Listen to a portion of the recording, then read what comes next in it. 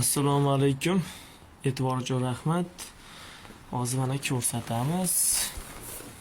O'sha negativdagi mana eng o'g'ir yomon shpirigimiz 1-2 marta o'sha shifrsa rosvo bo'lib sinib ketyapti turgan bo'lsa hozir ko'rsataman mana g'ajib. Bu qanaqa qilib 1-2 marta bu ishlatganda sinib ketadi bu mana. Mana men hozir mana ko'rsataman. 3 minutga qo'yib ko'rsataman mana. Nima sinmayapti bu mana? Nimaga sinmayapti bu mana? Sinmayapti bu nima endi? Bu ko'lagani boshqa joy topa olmadilar endi. Shunaqa yana. Mana nimaga sinmayapti bu? Agar sinadigan bo'lganda mana sinib ketish kerak edi. Men bugib sindira olmayman. Qanaqa qilib supurib sindirib o'radim 1-2 martadan. Aqlda ishlash kerak-da bu bor.